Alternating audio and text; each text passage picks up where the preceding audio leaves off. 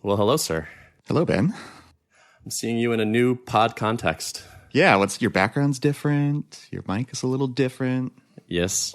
Your hair looks better. It does. Wow. This not having a job has been kind to me already. That didn't take long. Yeah. Yeah, I'm in my apartment in Boston, in Beacon Hill. Nice. So you're unemployed. What have you been up to? Oh, nothing. Just hanging out. Kicking your feet back. Yeah. Yeah, I kicked back for about a few hours. Mm-hmm. No. So yeah, it's been my first week. It's Thursday.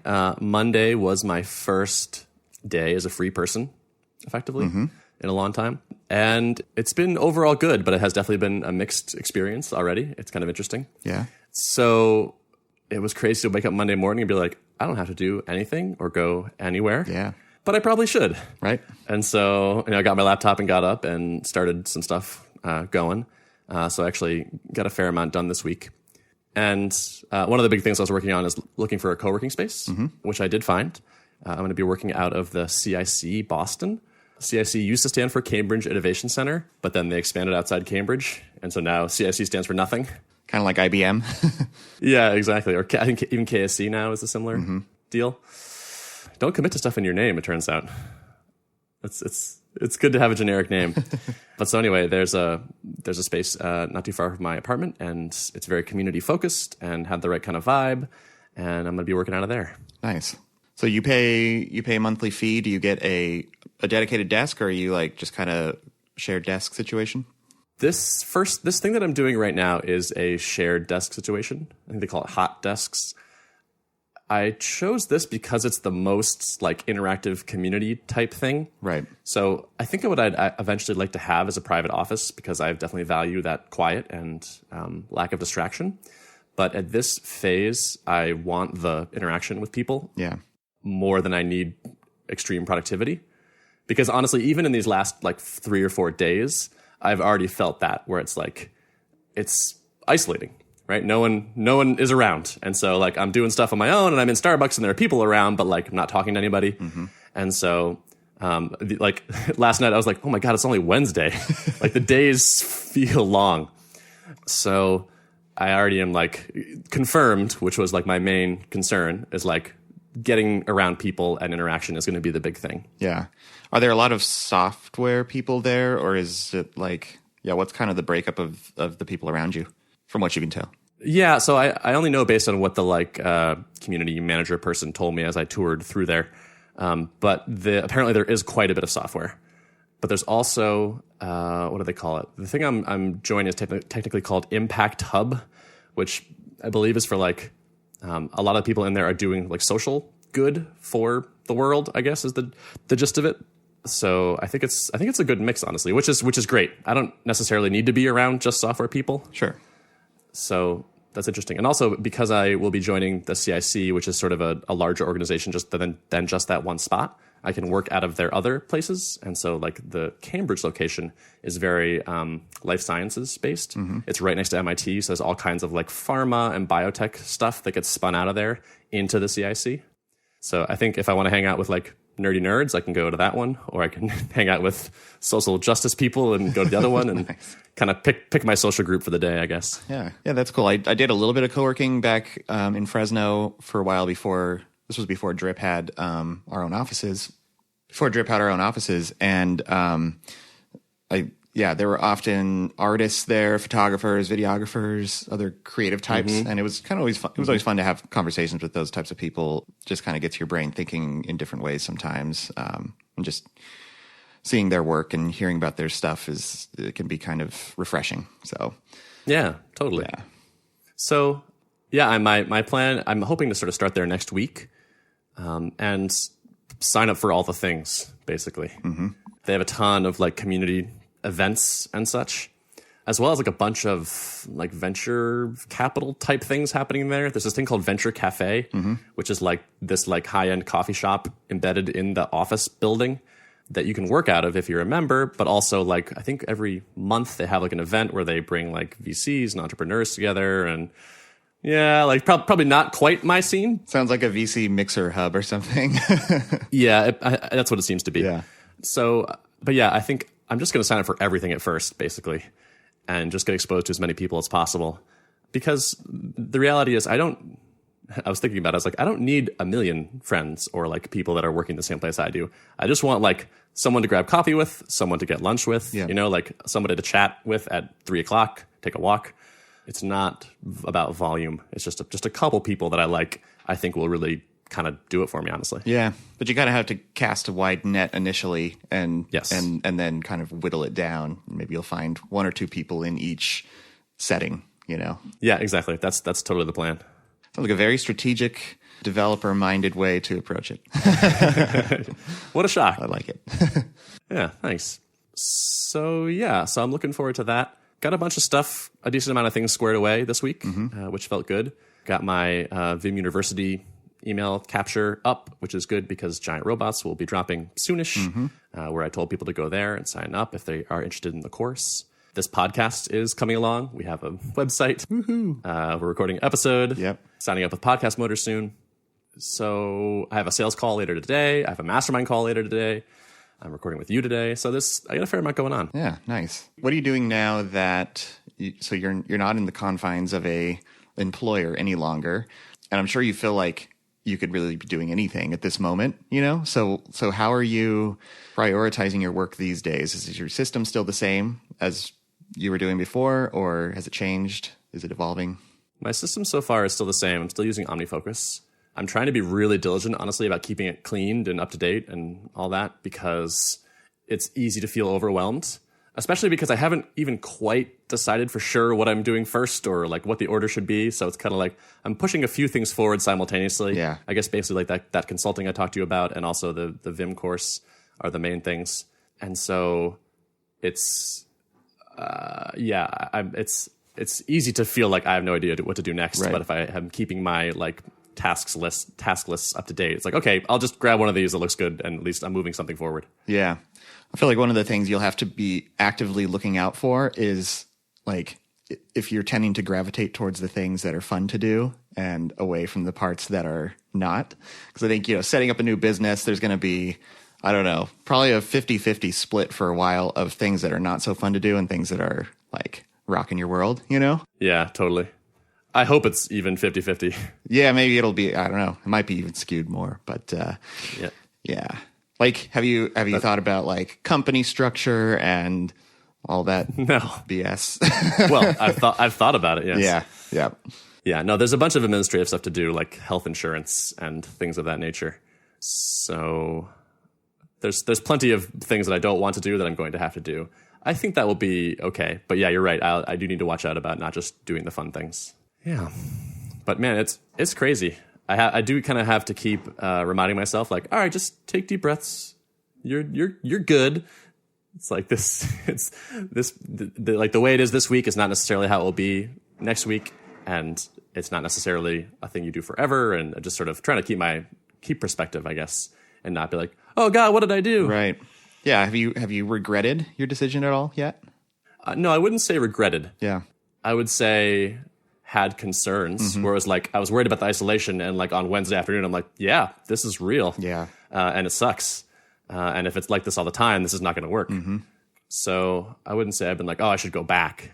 But I already am feeling some of the things that are the not so good parts. Yeah. We experienced like a similar type of thing when Drip was acquired by Lead Pages. And part of that was me and my wife and also Rob and his family and Anna from the Drip team all relocating from Fresno, California out to Minneapolis. And it's not something I had ever experienced before, moving. I had basically lived in the same place my whole life. So all of a sudden you realize it's not quite the same situation, but when you move like that, you realize, wow, you only have a few humans that you know in this city as opposed to like the place where you grew up, where hundreds, and and like, yeah, all things that you're accustomed to are brand new. Like you find your new neighborhood coffee shop and your new restaurants you like to go to and the new like things you like to do for fun. And it was pretty daunting. Like I think I handled it in one way. My wife handled it in her own way. And it was just, it was an interesting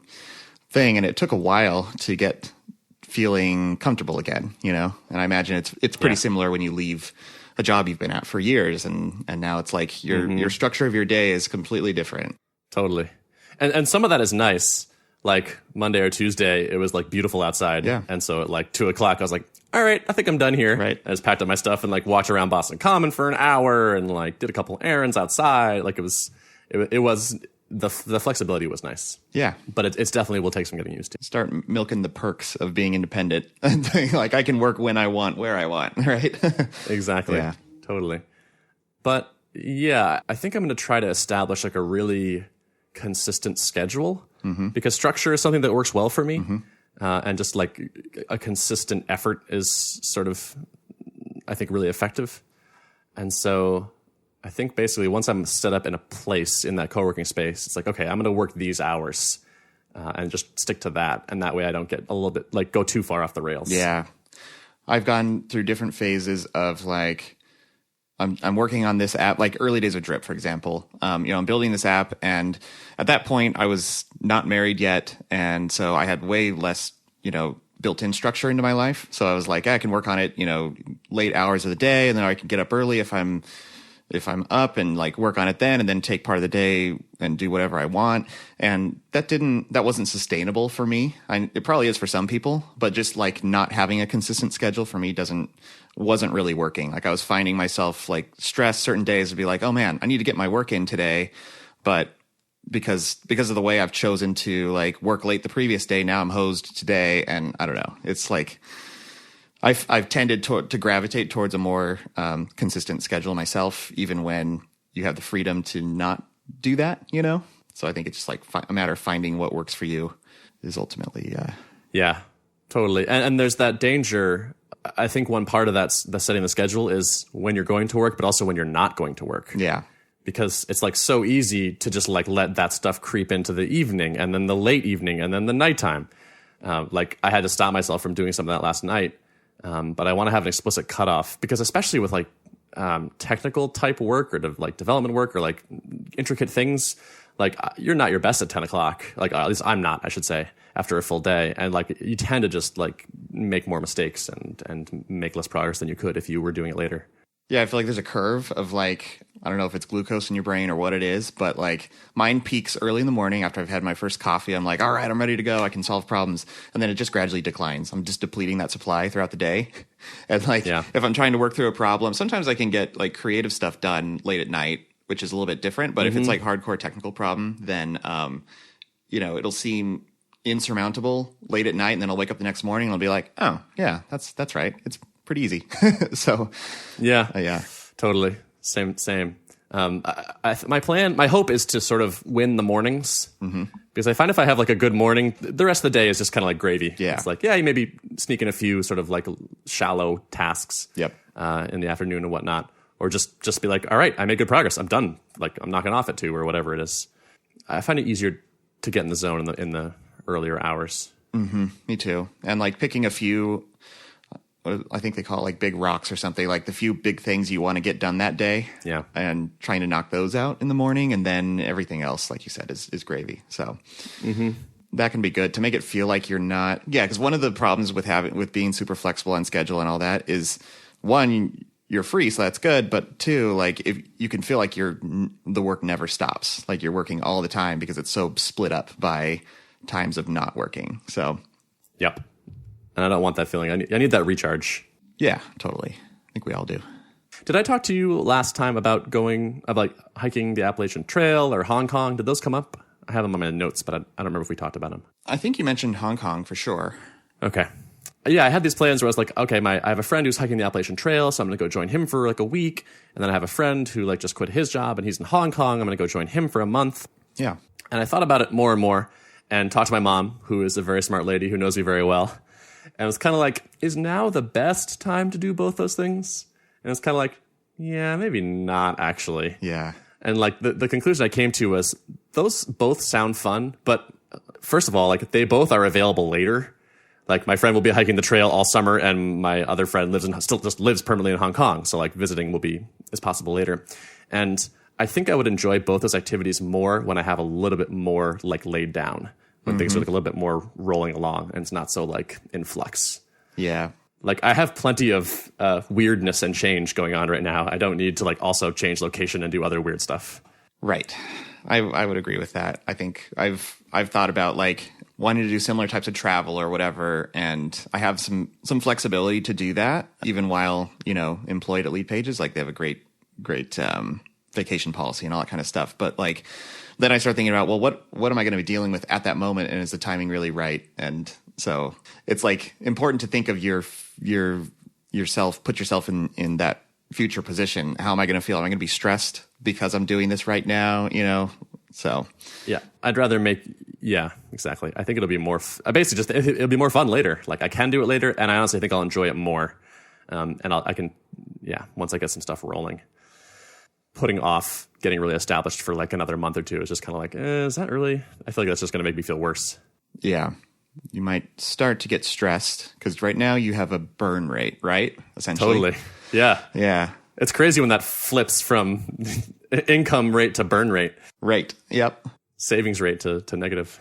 So perhaps like at least making a significant dent in that burn rate would help ease your mind and allow you to. Yeah. So I talked to this friend of mine who I like for being a little bit, he's sort of an out of the box kind of guy. He's good for like throwing curveballs my way. And it was interesting. We had dinner the other night and he's like, so what are you thinking about doing?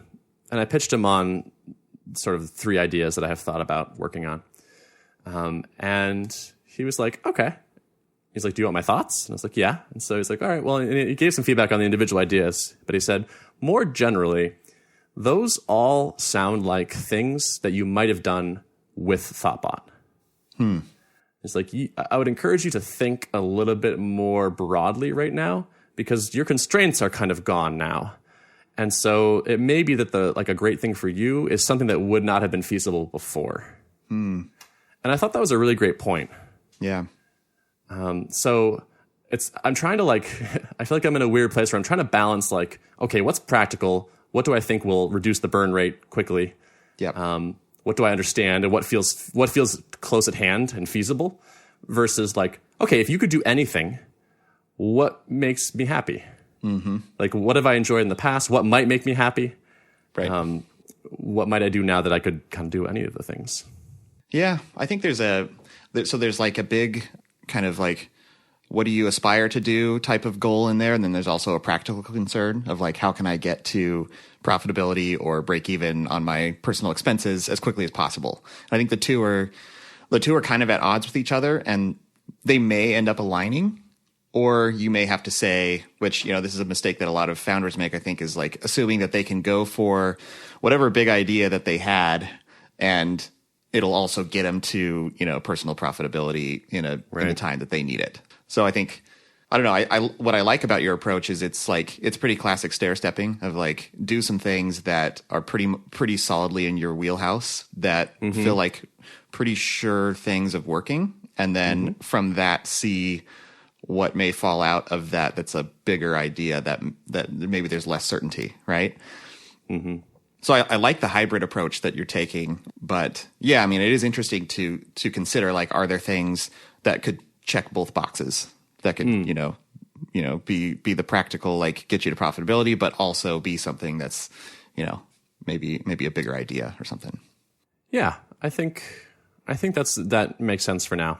I'm fairly happy with, like, I had a call with someone yesterday and we were talking about fairly large scale, sort of more grandiose ideas that would be bigger projects and harder and longer roads to profitability, but also really interesting. And so like I'm pushing forward the simple stuff and I'm also kind of slowly pushing forward the other stuff. Yeah. So I think I'm going to try to hang out in this space for a little bit. Getting income I think will be helpful for me mentally. Yeah. But it's not an emergency. Like I quit with a big buffer very intentionally. Yep. And so it's like, even if it took 3 months to kind of find the thing, even if it took 6 months or even longer, I'm good. I'm not going to like not pay rent or, be freaking out. Well, I might freak out, but not for financial reasons, I think. Sure. So I have a little bit of that flexibility. And so I just want to make sure I don't get like too obsessed with like the near term make money and miss out on the, like, you can do literally anything, dude. Like, figure out something that sounds awesome and fulfilling and, work on that too, at least. Yep. No, I think that's a good way to think about it. And yeah. And tell me if you if any of that sounds crazy. No, I mean, it doesn't sound crazy. It sounds like, I think you don't want to take your eye too far off of the things that are going to get your burn rate down, because I think that's going to be an increasing stressor, even though you have the buffer. I know, well, if I'm putting myself in your shoes and say I have some buffer, I think still like watching a net negative every month is going to eventually stress me out, So I don't think it has to be both. I don't think it has to be like, I'm going to put all my focus and effort into these small ideas that are safe and going to get me money. I don't think it has to be like 100% that. I think you can definitely still be, and taking a methodical approach to the bigger ideas of like, not just picking something that sounds big and audacious and just kind of going all in, and I don't think you would ever do that anyways. You'd be very methodical in your decision making. So I think still like vetting things, ideas like that, as like a background thread, while also moving forward the things that are going to get your burn rate down, is totally reasonable from my point of view. Yeah, no, I think I appreciate that, and I definitely want your input on that stuff. I'm going to need a sounding board more than ever. Yeah, so happy to do it. If you hear me say something, you go, well, you're welcome to push back. Cool.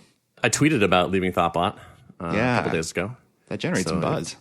It did, actually, more than I expected. Yeah. Like 350 email subscribers or something like that. Like a good number of people were like, yes, I want to hear about this. It was kind of link baity, that tweet. Right. So it was a little intentionally. I saw some comments like the highest converting tweet for you probably ever or something, right? Yeah. And it worked really well. And they're still like streaming in, so that's pretty cool. I'm realizing that like one of the things I definitely neglected during my thoughtbot time was like building my own email list and my own audience. Like had a huge a pretty awesome audience through thoughtbot, but none of that travels with me. And so here we are with our own new podcast, and as of right now, 0 listeners. And so trying to build up the email list and just get access to people in mediums that I actually control. Yeah. I'm even anxious to see what you're gonna publish. You teased and said, sign up to the newsletter to find out what I'm doing, right? The details. The details, yeah. Yeah, I'm curious too. But I have a couple long bus rides in front of me, so I'm going to do some writing. It's going to be interesting to kind of do a retrospective and a forward-looking perspective. Yeah. So we got a little more time. What's new in Dripland? I don't want to monopolize too much. No, yeah. So Dripland is good. We just so occasionally Lead Pages brings in a speaker to talk to the whole company, just something kind of inspirational, relevant to what the whole company is working on. And they just brought in their 4th speaker, and it was Brennan Dunn, who from doubleyourfreelancing.com, a longtime MicroConf attendee. Yep. Now runs his own conference and does a bunch of speaking. Pretty cool guy. And he was Drip user number 5. So nice. And he's been one of the most instrumental Drip customers, just in terms of like giving us that innovator feedback. He really helped us push the product into the level of power that it provides today. With that being said, like a lot of the stuff that he needs is probably not what, 80 to 90% of your ordinary Drip customer would need, but he helps us to get thinking in terms of like how can we really innovate in the marketing automation space.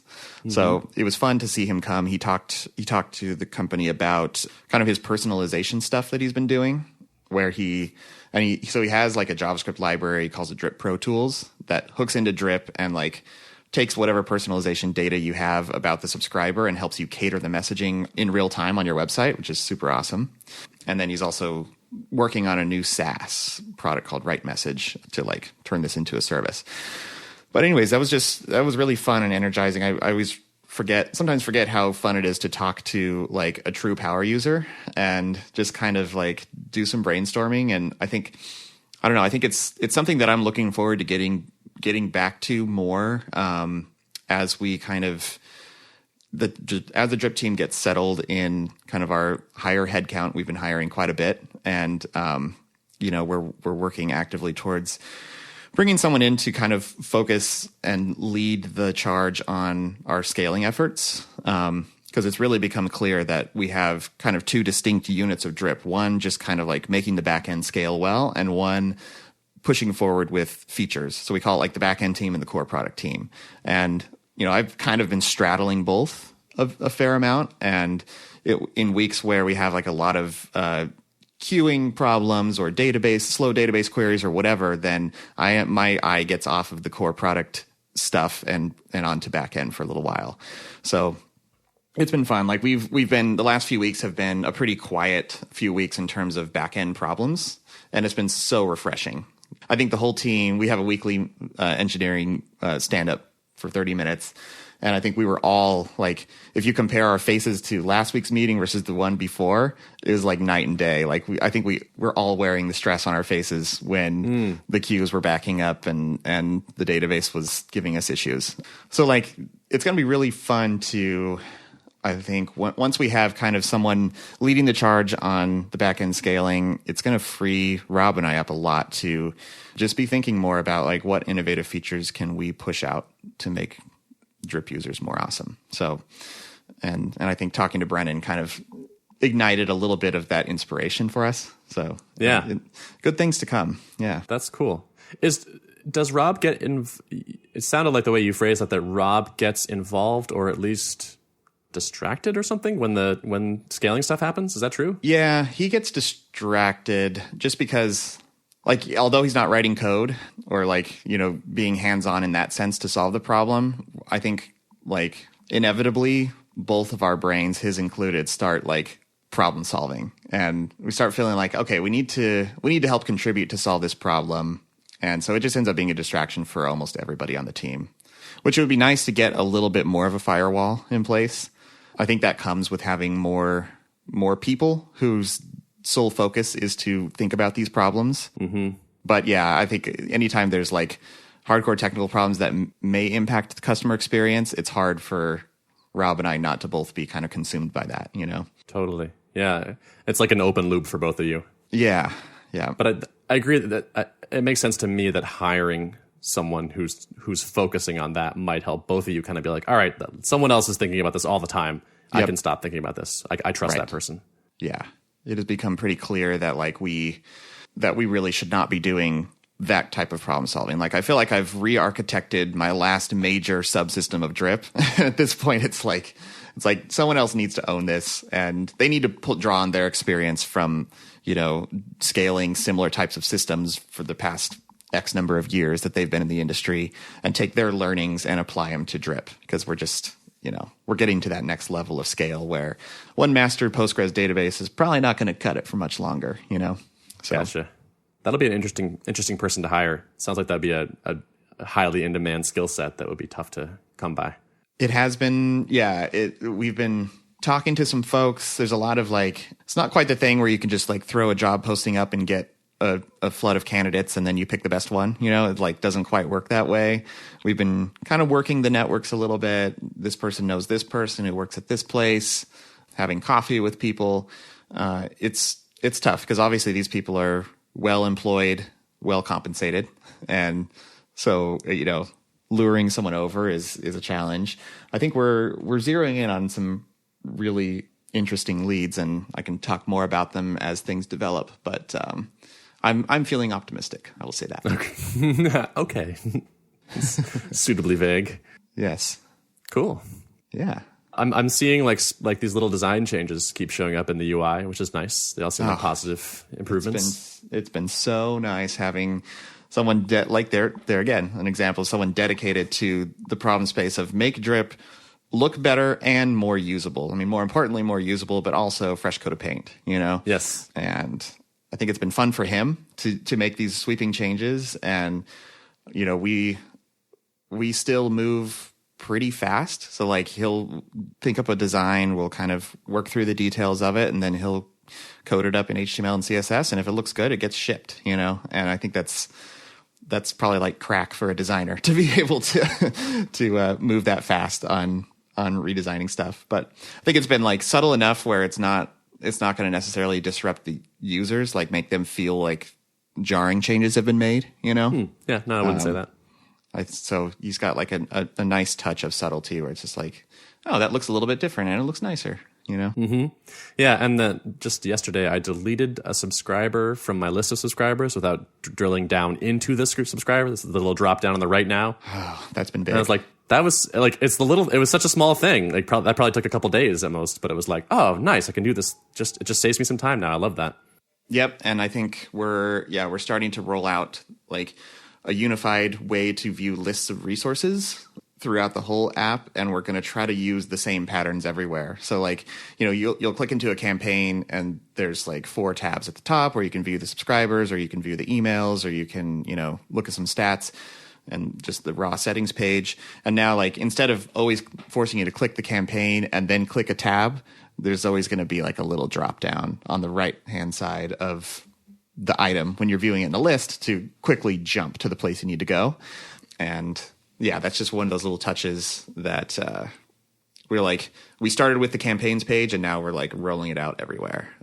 Yeah, that's cool. So. It's like the Apple 3D touch thing where you can like force touch a thing and like a couple options come up. Yeah, exactly. Right. Here are the 4 common things you probably want to do that you can jump directly to, as opposed to having to go into the app.